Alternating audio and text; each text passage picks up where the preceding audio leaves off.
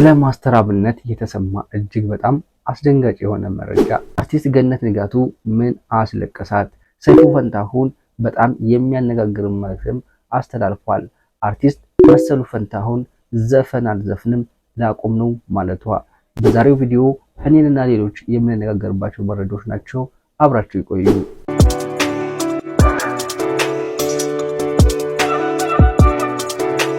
ወደ መጀመሪያው መረጃችን ስናልፍ በነፃነት ሞት አርቲስት ገነት ንጋቱ ብዙ ሰዎችን አስቆጥታለች።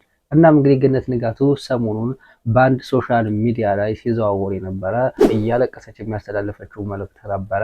ይህም እያስተላለፈች የነበረችው መልእክት እውነት ከነፃነት ወርቅነህ ሞት ጋር የተያዘ ነው ወይንስ ደግሞ ሌላ ነው የሚለውን እስኪ ቪዲዮ ልጋብዛችሁና ማብራሪያ እሰጥበታለሁ።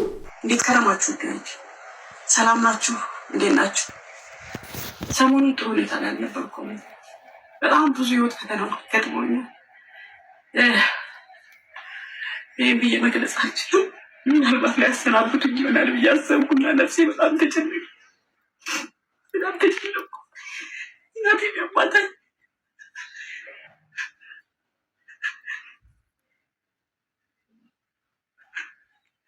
እንደዚህ ወደ ውስጥ ይዘቃ ለዚህ ባዶ እንደተሰብኝ ያውቃል። ይጨንቃል፣ በጣም ይጨንቃል። ክርስቶስ አምላክ የማይለውጠው ታሪክ የለም። ታሪክ ይለውጣል። ይህን ታሪክ ለውጠው በህይወት ያቆየኝ አምላክ አሁንም ታሪክ ይለውጣል ብዬ አምናለሁ። በሰዎች እናገራችሁ ማለት በቃ አልቻልኩም። ጉልበቴ ናደ፣ አቅሜ ናደ፣ በቃ ጥንካሬ ጠፋ። ሰውነቴ በጣም ይቀጠቅጥብኝ።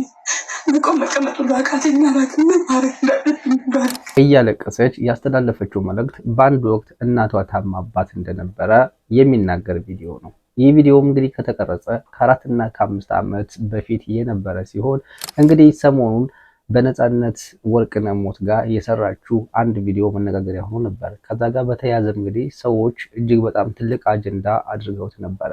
ነፍሱን ይማርና ላይቭ ላይ ቁጭ ብላ ሰዎችን ኢንተርቪው እያደረገች በስልክ ልውውጥ የነፃነትን ሞት ስታስተላልፍ ነበረ። አሁን ደግሞ የተለያዩ ሰዎች ይህን ቪዲዮ በተለያየ ማህበራዊ ድረገጽ ላይ ሲያዘዋውሩት ይገኛሉ። ነገር ግን እውነታው የነፃነትን ሞት ተከትሎ ይቅርታ ለመጠየቅ ሳይሆን በአንድ ወቅት እናቷ ታማና ተቸግራ እንደነበረ ያስተላለፈችው መረጃ ነው። እንደው እግዚአብሔር ይታረቀን እንጂ ይሄ መወለድ አለ፣ ማደግ አለ፣ ማርጀትን እያየ ነው አይደለም።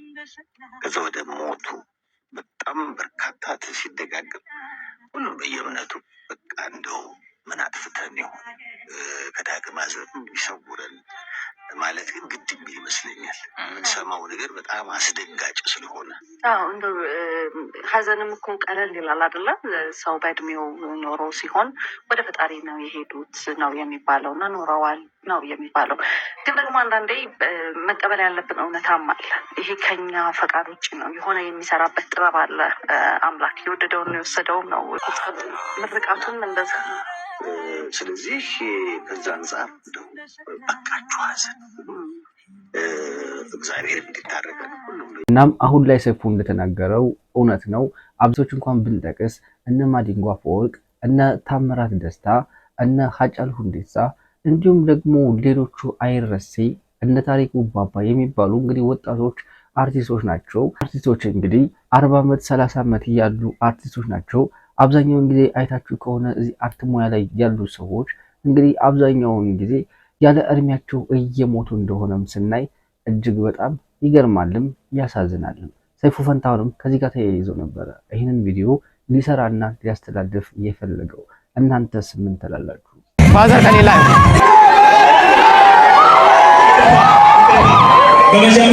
በመጀመሪያ ሽልማቱን የሚሰጡ እንግዶችን ወደ መድረክ እንድትጋብዙ ጠይቃለሁ። እንደነገርኳችሁ ካሉት ተማሪዎች መካከል ከፍተኛ ውጤት በማምጣት አንደኛ የወጣው ተማሪ ወይም ሴት ናት ወንድ? እያንዳንዱ ውሎ ትምህርት ቤት ሆነ መንገድ ላይ ሲሄድም ዳይፐር ተጠቃሚ እንደነበረ በኢቢኤስ ላይ ቀርቦም እንግዲህ የተለያዩ ሰዎች ርብርብ ሲያደርጉለት ነበረ። ይህ ወጣትም እንግዲህ ዛሬ ላይ እጅግ በጣም የሚገርም ታለንትድ የሆነ ወጣት ነው። እናም ሲማርበት በነበረው ኮሌጅ በዚህ መልኩ እናትና አባቱን አኩርቶ ወንድ ነው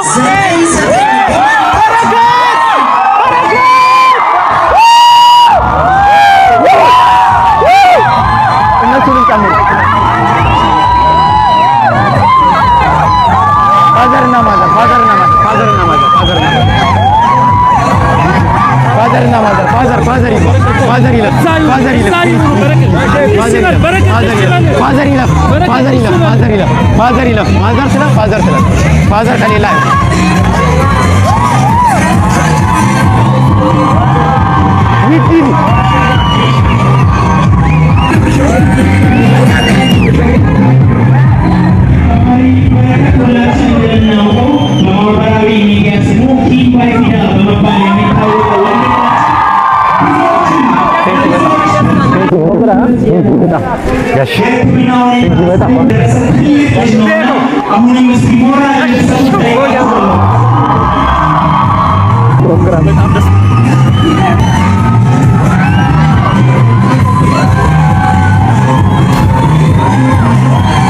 የተለያዩ ክለቦች ውስጥ በመግባት በጭፈራዋና በተለያዩ ዘፈኖች የምናውቃት አርቲስት መሰሉ ፈንታውንም ከዘፈን ይልቅ የራሴ ስራ ቢኖረኝ እንደዚህ አይነት ስራ አልሰራም ስትልም በአንድ ሚዲያ ላይ እጅግ በጣም በሚገርም ሁኔታ ሲከራከሩና የተናገረችው ንግግር በጣም ብዙ ሰዎችን አነጋጋሪ አድርጓል።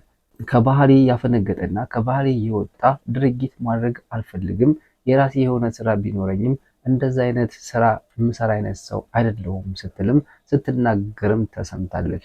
ሴት አይደለሁም አትቀላቅለኝ። ስራሽ ስለሆነ ብቻ ነው ስራዬ ስለሆነ ብቻ ነው እንጂ ሌላ ስራ ብሰራ የመስፈን አላማ ያለኝ ልጅ አይደለም። የምርሽ ነው? አዎ የምር በጣም አሪፍ ሙያ አይደለም ነው፣ ቆንጆ ነው። ለሚፈልገው ዘፈን ዘፍነሽ 300 ብር 300 ሺህ ብር 400 ሺህ ብር ታመጫለሽ። አንዲት ጠረጴዛ ሽጠሽ ግን እንደዛ ይሄኛውን ነው የምወደው። ይሄኛው ጠረጴዛ ሽጬ ያገኘሁትን ገንዘብ ነው የምወደው። አንተ በገለጽከው አማርኛ ማለት ነው። ለምሳሌ አበባም ሊሆን ይችላል፣ ምግብ ቤትም ሊሆን ይችላል። ያው ድምጽሽ ቢሸጥ ኖሮ ድምጽሽና ግንዛሽ ያስራ በጣም ምርሽ በቃ እኔን እንትን ለሚያደርጉኝ ሰዎች አሁን ሙዚቀኛው ነህ የሚያስጽፉብህ ሰዎች አሉ አይደል? ሙያ እኮ አላቸው። በቃ ግን እኔ ውስጣቸው ላለው ሰው ነበር የምሰጣቸው። ከዛ በኋላ እኮ አልፈልገውም። ከነጻነት ሞት ጋር ተያይዞ የነጻነት ሚስት በሐዘኑ በቀብር ስነ ስርዓቱ ላይ ልጆቹ ጋር መገኘቷም እንግዲህ ሁላችሁም ታውቃላችሁ። ነገር ግን የነጻነት ወርቅነህ ሚስት እንግዲህ ነፍሱን በአጸደ ገነት ያኑርና ምንም አይነት እንባ አልታየባትም። እናም እንደዚህ የሆነችበት ምክንያት ምንድነው እያሉ የተለያዩ ሰዎችም እንግዲህ በተለያየ ሶሻል ሚዲያ ላይ እጅግ በጣም በሚገርም ሁኔታ በጣም በሚያሳዝን ሁኔታ እንግዲህ ሲሰድቧት ነበረ። የሶስት ልጆች እናት የሆነችን የነጻነት ወርቅነህ ሚስት በዚህ መልኩ እንግዲህ እሷማ ተፋታ ነው አብረው አይደለችም፣ ልጆቹ እናት ስለሆነች መጣች እንጂ ምንድነው እናት አንድ ቀን ላወሹ ሰው እንኳን ስቅስቅ ተብሎ ይለቀሳል አይደለም ባልሽ። አሁን ብትጣሉ ብትለያዩ እንደፈለገ ነገር ቢሆን ጣፋጭ ጊዜ አሳልፋችኋል አብራችሁ። እኔ ልብስ አንተ ልብስ ተዋብላችሁ አሳልፋችኋል። ብዙ ነገር ታልፏል። መሬት እየገባ የአንድ ሰው ማብቂያው እየታየ ተሸፋፍኖ ዝም ይባላል። እግዚአብሔርስ ምን ፈራጅ አታድርገኝ። እንደው እግዚአብሔር በጣም ስለገረመኝ ነው መድኃኒዓለምን እንዲያው ዝም ይባላል እንዴ? ምንድነው ነው እንዴት ልቧ ደነደነ በዚህ ልክ ማለት ነው። እኔ ስገር ደግሞ ኮመንት ላይ ገብታችሁ ምናምን እስኪ ንገሩ ፕሊስ። ብትለያይስ ብትልስ እንዴ ለምታወቅ ላላፊ ሰው ምን ይለቀሳል? ማታውቀው እኛው ቀን ነው። እኛ እሱን ረስተን የቤተሰብ ጨዋታ ማን ይምራ እሱ ይምራ እንትና ይሁን እገሌ ይሁን እያለን እሱን ረስተን ጭንቀታችን የቤተሰብ ጨዋታ ሆኗል። ይሄ ጉዳይ ሰዓቱ ባይሆንም ስለዚህ ጉዳይ ይወራ ከተባለ ግን ሊቨርፑል ለዲያጎ ጆታ እንዳደረገው ኢቢኤስ ቲቪም የቤተሰብ ጨዋታን ጫማውን ቢሰቅል ማለትም ከአየር ሰዓት ላይ ቢያግዱ የተሻለ ነው ብዬ አስባለሁ። ስቱዲዮን ቀይረውት ስሙንም ብቻ የቤተሰብ ጨዋታ የሚለውን ገጽታ ቀይረው በሌላ አይነት መንገድ ቢመጡ የተሻለ ይመስለኛል። ከዚህ በፊት ኮሜዲያን እሸቱ ሞክሮ ነበረ። እሱ ሞክሮ ስላልተሳካ ሜቢ ሌላም ሰው ቢሞክረው አይሳካም ማለት አይደለም። ግን ሄኖክ ድንቁም ለኢቢኤስ እንግዲህ እጅግ በጣም በሚገርም ሁኔታ መልእክት አስተላልፏል እየተባለ ነው። የሚያስተላልፈው ኢቢኤስ ጨዋታ እንግዲህ የቤተሰብ ጨዋታን ነፃነት ወርቅነህ እንደሚመራው ሁላችሁም ታውቃላችሁ። እናም መነጋገሪያ የሆነ ጉዳይ ነው። ኢቢኤስ የቤተሰብ ጨዋታ የነፃነት ጨዋታ በማለት ስሙ መሰየም አለበት እያሉም በጣም ብዙ ሰዎችም ሲነጋገሩበት አላውቅም። ዛሬ ግን ይህችን መልእክት ብቻ ሼር በማድረግ ለኢቢኤስ ማኔጅመንት እንድታደርሱ በትህትና ጠይቃለሁ በማለት አርቲስት ሄኖክ ድንቁ የክብር ጥሪውን ለኢቢኤስ ቴሌቪዥን ማኔጅመንት አቅርቧል። አርቲስት ነፃነት ወርቅነህ በቤተሰብ ጨዋታ ፕሮግራም አማካኝነት ወደ እያንዳንዱ ኢትዮጵያዊ ቤት የገባው በሳቅና በደስታ ብቻ አይደለም። ነፃነት ህመሙን ችሎና ደብቆ ለሙያው ያበረከተው መስዋዕትነት ታላቅ ትምህርት ነው።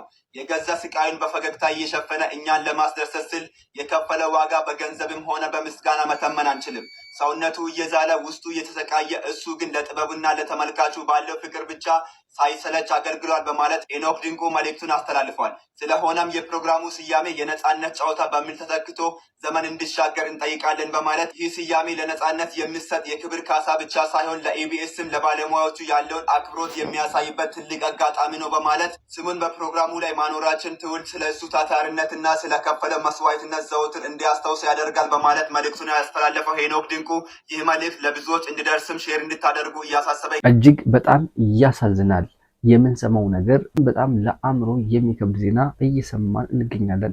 ማስተር አብነት ከሀገር ውስጥ ያለውን ሕክምና ጨርሶ ወደ ሀገር ውጭ እንደሄደም ብዙ ሰዎች ታውቃላችሁ።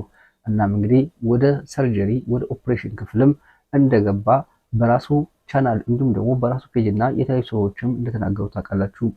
ነገር ግን ሰሞኑን እየወጡ ያሉ ዜናዎች እጅግ በጣም ከፍተኛ የሆነ ጥላቻ ያደረበት ነገር ሆኗል። ማስተር አብነት ከዚህ ዓለም በሞት ተለይቷል የሚልም በተለያዩ ሶሻል ሚዲያ ላይ እየተዘዋወረ ይገኛል። ምን አይነት ክፉና ምን አይነት ጨካኝ ብንሆን ነው ለሰው ልጅ እንደዚህ አይነት ምኞት የምንመኘው? በጣም ያሳዝናል። አስቸኳይ የሆነ መረጃ ልንገራችሁ። የኔን ቪዲዮ እና እንግዲህ የብሩክኒውስን ቪዲዮ በመጠቀም ማስተር አብነት ሞተ እያለ እንግዲህ ይህ ከላይ የምትመለከቱት ገጽ በውሸት እንግዲህ ሀሰተኛ ዜና እያሰራጨ ይገኛል። እኛ የሰራነውን እንግዲህ የተለያዩ ቪዲዮዎችን እንግዲህ በመቆራረጥ ማስተር አብነት ሞቷል እያለ በርካታ ሰው ቪዲዮውን እየተመለከተው እንዲሁም ብዙ ሰው ኮሜንት ላይ እውነት እየመሰለው ይገኛል። እናም ይህ ቪዲዮ እኛ አልሰራንም። ማስተር አብነትም አሁን በጥሩ ሁኔታ ላይ ይገኛል።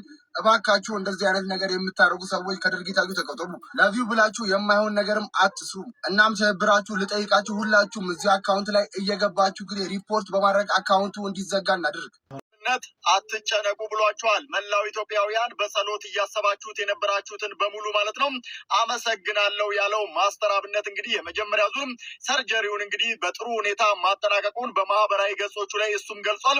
እኔም ቀደም ብዬ መረጃ ድርሻችሁ እንደነበር ይታወቃል። በጣም ብዙዎች በውስጥም ተጨንቃችሁ ነበረ። ሰርጀሪ ክፍል ገባ፣ ምን ተፈጠረ፣ እንዴት ሆነ እያላችሁ ውድ ወንድማችንን ስትጠይቁ ነበር። ግን እግዚአብሔር ይመስገን እሱም ታዲያ በማህበራዊ ገጹ ላይ ሕክምና አሁንም ይቀጥላል እንደወትሮ ሁሉ ጸሎታችሁ እንዳይለየኝ አሁንም አደራ ላለሁ ብሏል። ስለ ድጋፋችሁና ወረት ለሌለበት ፍቅራችሁም ከልብ አመሰግናለሁ ሲል ማስተር አብነት እንደምትመለከቱት ከሆስፒታል ሆኖ መልእክቱን አስተላልፏል። እጅግ በጣም እናመሰግናለን። ማስተር አብነትም ፈጣሪ ጨርሶ እንዲምረው አሁንም ጸልዩለት። አመሰግናለሁ። ከኦፕራሲዮን ከወጣ በኋላ እኔ ደህና ነኝ፣ አትጨነቁ፣ ኦፕራሲዮኑም ጥሩ ሁኔታም ተጠናቋል ብሎ መልእክቱን አስተላልፎ ነበረ። ነገር ግን ከዛ ጋር በተያያዘ የተለያዩ ሰዎች ይህ የምታውቁት በቲክቶክ ፔጅ ላይ ማስተር አብነት ሞቷል፣ አርፏል እያለ እንግዲህ በዚህ መልኩ እጅግ በጣም በሚያስገርም ሁኔታ አሉባልታ የሆነ ወሬ እያስተላለፈ ይገኛል። እናም ለሰው ልጅ እንደዚህ አይነት ምኞት መመኘት ምን ይሉታል? እጅግ በጣም ያሳዝናል። እናም እውነታው ማስተር አብነት አሁን ላይ በጥሩ ሁኔታ እንዳለ በጥሩ ሁኔታ እንደሚገኝም የተለያዩ መረጃዎችም እየዘገቡት ይገኛሉ። ማስተር አብነት ሕክምናውን ጨርሶ ተመልሶ ኢትዮጵያ ውስጥ እንደ በፊቱ የሰዎችን እንባ ሲያብስ፣ ሲንከባከብ፣ ሲያለብሳቸው፣ ሲያጎርሳቸው የምናይበትን አንደበትና ልቦና የምንሰማበትን የምናይበትን ይስጠን። ማስተር አብነት እንግዲህ እንደሚሻለውም ተስፋ አደርጋለሁ። የዛሬው መረጃ ይሄ ነበር። በቀጣይ በአዲስ መረጃ እስከምንገናኝ መልካም ጊዜ ይሁንላችሁ።